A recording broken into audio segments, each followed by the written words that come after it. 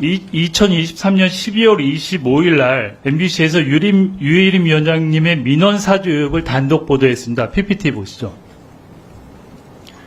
보도를 했고 다음 PPT 보겠습니다. 그러고 나서 방심의 심의 안건을 보면 1월에서 12월까지는 총 52건에 MBC가 8건인데 그 후에 전체 29건 중에 MBC에 대한 제재가 13건, 3배나 급증했습니다. 다음 PPT 보겠습니다. 그리고 이 13건 중에서 11건은 문제가 있다고 인용을 해줬습니다. 유일임 위원장님, 그 방심위의 이런 징계, 안건이, 의결이 표적이라고 생각 안 드세요? 제가 저 사건이 MBC가 단독 보도한 게 작년 12월 25일 메인 뉴스였습니다. 근데 제가 와서 저는 작년 9월 8일 날 방송통신심의위원장으로 취임을 했습니다. 아니, 짧게 얘기하시죠. 예, 이제 말씀을 드릴게요. 아니, 작년에 제가 취임하고 난 뒤에 아니 100건 표적 심사입니까? 아닙니까? 아니, 일단 100건 정도의 심의를 했는데 당시 MBC 법정 제재가 30건이었습니다. 그리고 올 들어서 제가 심의한 70건 가운데 MBC 법정 제재는 20건으로 오히려 아니, 위원장님, 작년보다 줄었습니다. 제 시간을 다 뺏고 계시잖아요. 예, 그래서 그걸 표적 심사라고 할 수가 없다고 저는 생각합니다. 아니 지금 보면은 누가 봐도 표적 심사잖아요. 그럼 작년보다 지금 올해 MBC에 대한 법정 제재가 줄은 것에 대해서는 어떻게 생각하십니까? 제가 MBC에 대해서 분명히 그 표적이라 그러면서 그렇게 물어봤는데 지금 답변하는 게 앞뒤가 맞다고 생각하세요? 전체를 갖고 얘기했다는 게? 예, 죄송합니다. 그게 죄송하다고 얘기해서 될 얘기입니까? 그러니까 의견을. 네, 아니, 그리고 MBC에 대해서 의도적으로 표적을 갖고 민원사주 MBC가 보도한 이후에 그렇게 됐다고 제가 아까 PPT도 띄워서 말씀을 드렸잖아요. 근데 딴 얘기하시고 이제 와서 위증이라 그러니까 이제 와서 바로 잡는다고 얘기를 하시는 거예요? 위증을 하셔놓고 그냥 다시 또 이렇게 번복하면 되는 아닙니다. 겁니까? 위정하기 전에 잠깐만요. 지금 답변을 요구하신 건가요? 예. 예, 말씀하시기 전, 이정 말씀 나오기 전에 제가 돌아와서 사고로 잘못 말한 걸 알고 정정을 하려고 하고 있었습니다. 아니, 이건 기회 드린 겁니다. 잠깐만요. 끝나셨습니까? 이은기 위원님? 네. 지금 유일임 위원장은 입이 10개라도 할 말이 있는 상황인가요? 그렇게 죄송합니다. 생각하십니까? 국회에 와서 잘못된 답변 하셨는데 지금 큰 소리 치실 상황은 아니지 않나요? 노정면 위원님 하실 말씀 있습니까? 1분 드리십시오. 지금 이 짧은 시간에도 정정하신다고 하면서 두 가지 거짓말을 했습니다. 2024년에 전체 제재 건수가 20건이라고요? MBC만 30건입니다. 아니, 그거는 저희 방송통신심의위원회 것만 얘기한 겁니다. 무슨 얘기예요? 선거방송심의회는 제외한 겁니다. 잠깐만요. 저기요, 선방시민은 하늘에 있습니까? 구름 위에 떠 있습니까? 선방시민은 어디 소속입니까? 저희하고 별개의 독립기구입니다. 독립기구인데 구성 누가 했습니까? 선방심의 최종 의결 어디서 합니까? 왜 이러십니까? 전체회에서 하지만은 잠깐만요. 운영 자체는 독립적으로 운영됩니다. 아, 잠깐만요. 노정면 위원님, 질의 계속해 주십시오. 를 바로잡는 과정에서 설사 그런 내용이 있으면 그렇게 갈라서 의원들은 이래서 이 수치를 이렇게 얘기했지만 저희 통계로는 방심위 것만 이렇습니다라고 답하는 것이 상식이죠. 그런 거 쏙 빼고 올해는 20건입니다라고 하는 걸 궤변이라고 하는 겁니다. 어떻게 유리한 것만 얘기합니까? 공직자가. 그리고 지적 나오기 전에 바로 잡으려고 했다고요? 제가 먼저 지적하지 않았습니까? 왜 선후관계를 그렇게 어설프게 이렇게 틀어버립니까? 2년 전에 류 위원장이 이렇게 주선한 잠시만요. 자리. 요거 세워드릴게요. 세워주세요. 네. 2년 전 고 김정민 공군 소령 추모 시집 발간을 기념하는 음악회 기억하시죠? 짧게 답변하세요. 본인이 주최했습니까? 고 심정민 소령 말씀하시는 거죠? 김건희 여사도 직접 섭외하셨습니까? 아니 방금 보시면 다 아는 건데 뭐 모르는 척 하십니까? 그게 아니라 방금 김정민 소령이라고. 심정민. 아, 예, 제가 잘못 들었습니다. 그때는 경주 엑스포 대공원 대표셨죠? 예, 그렇습니다. 네, 그 전부터 김 여사와 김건희 여사와 연락하고 뭐 혹시 보거나 그러던 사이였습니까?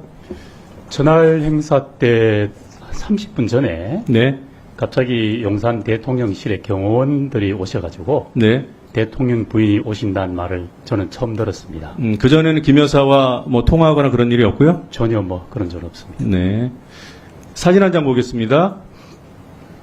네, 저 사진에 이게 등을 보이고 있는 분이 혹시 부인이신가요? 예, 그렇습니다. 예, 부인 얘기 잠깐 하죠. 그 단월드 계열인 비인가 학교 교장을 오래 하셨죠? 비인가가 아니고 그럼 달리 물어볼게. 벤자민 인성영재학교 등록, 교장 예. 오래 하셨죠? 등록 네, 지금도 대학 단월드 학교입니다. 계열 사이버대학교 부총장이신가요? 뭐 저희 집사람 문제는 아, 부총장이시죠? 방심위원장 업무와 아무 관계없기 때문에 아니 왜 저희 제가 YTN에 제가 무슨 적절치 질의를 할지 않습니다. 예단하지 마십시오. 증인이 YTN에 있을 때 저분 교장이던 시절에 약 1년치만 말씀드리겠습니다. 직접 부인 인터뷰를 1년에 10여 차례나 한 사실이 있습니까? 제작진 동원해서 저 방심위원장 업무와 관계없는 사적인 얘기라서 그게 제가 사적인 말씀드릴 수 얘기인지는 국민과 국회에서 판단하겠습니다. 그 학교, 그 벤자민 인성 영재학교의 세세한 일들 촬영해서 방송한 것 역시 그 한 1년 동안에 수십 차례나 YTN을 통해서 나갔습니다. YTN 관련 채널을 통해서 맞습니까? 전혀 사실과 다른 면이 많다고 생각합니다. 아, 그래요? 위증일 수 있습니다. 사실과 다르다면 본 의원이 제가 책임을 지고요. 그 답변에 책임지십시오. 친누나 그 곱창 전골집까지 YTN 제작진을 통해서 프로그램 제작해 준 사실이 있습니까? 지금 방심위원장 업무와 관계없는 사안이라서 자격을 따지는 제가 답변할 수 겁니다. 없습니다. 다시 사진으로 가겠습니다. 지금 보고 계신 사진은 2년 전 유 위원장과 김건희 여사의 사진이고요. 한 사진 네, 임성근 사단장과 함께 찍은 사진이에요. 맞습니까? 네, 맞습니다. 네, 이건 지난해 2월인데요. 이때도 경주 엑스포 대표였었죠? 네, 그렇습니다. 혹시 김건희 여사하고 임성근 사단장이 아는 사이인가요? 저는 전혀 알 수 없습니다. 네, 그래요. 네, 유일임 위원장은 김건희 여사와도 이제 안면이 터져 있고, 임성근 사단장과도 관계가 있고, 그쵸? 뭐 다른 거 여쭤보는 건 아니에요. 맞아요, 틀려요? 지금 방심위원장 업무하고 무슨 네, 관계인지 청부 모르겠습니다. 민원 얘기를 좀 하겠습니다. PPT 하나 보여주시죠. 앞서서 질의가 됐던 거니까 확인만 하겠습니다. 아들, 동생, 동생의 부인, 동서, 처제, 조카, 민원 청구된 거, 접수된 거 시인하세요? 앞서도 말씀드렸지만은 저 사안은 권익위 조사가 계속되고 있어서 제가 답변하기가 적절치 않음을 양해해 주시면 감사합니다. 아니 위원장님 잠깐만요. 위원장이 묻겠습니다. 그 화면 다시 띄워보세요. 그리고 위원장님, 제가 양해해 주신다면 한 말씀 잠깐. 아닙니다. 제 말에 예, 먼저 알겠습니다. 답하십시오. 예. 지난해 9월에 일어난 유희림 위원장 관련 민원 사주 사건, 청부 민원 사건은 그 사실관계가 너무 명확하고 구조도 너무 쉽습니다. 류희림 위원장과 친인척 관계이거나 같이 일했던 지인 관계인 사람들 수십 명이 특정 시기에 한꺼번에 한 가지 비슷한 사안으로 방심위 민원을 신청한 거예요. 이상하잖아요. 사례를 하나 보겠습니다. 도대체 류희림 위원장은 어떻게 이런 자신의 지인 수십 명이 민원을 제기한 것을 몰랐을까? 지금 몰랐다고 우기니까 자, 다 백보 양보해서 본인이 몰랐다고 칩시다. 그러면 내부에서 이런 친인척이 제기한 민원이 있으니 방심위원장은 이해 충돌을 회피해야 한다라는 그런 내부 의견이 있어서 팀장을 통해서 보고가 이루어지고, 그럼에도 불구하고 이해 충돌을 회피하지 않고 유일임 위원장이 방심위 심의에 참석을 했어요. 그러면 이 내부 직원들은 어떻게 해야 됩니까? 그래서 공익신고자를 보호하도록 하는 법제도를 대한민국은 가지고 있는 겁니다. 이런 걸 알리라고, 내부 기관에도 알리고 또 권익위 등에도 알리라고 되어 있습니다. 자, 지금 청부 민원의 여러 사례 중에 한 가지만 대표적인 거 보여드리겠습니다. 경주 엑스포 관계자 유일임 지인입니다. 이 사람이 민원을 신청하면서 이렇게 적었어요. 지난 2022년 대선을 앞두고 물음표, 오타가 찍힌 겁니다. 뉴스타파가 전 언론노조 위원장이었던 신학림 씨로부터 일방적인 어쩌고저쩌고 마치 사실인 양 보도한 데 대해 이 경주 엑스포 관계자랑 전혀 무관한 유희림 동생의 수련원 강사, 이 사람이 적어낸 민원 청구 내용 좀 보십시오. 얼마나 똑같은지. 이게 모르는 사람이 별도로 신청을 작성을 하는데 이렇게 동일할 수 있습니까? 둘은 로봇입니까? 지난 2022년 대선을 앞두고 물음표 오타까지 똑같아요.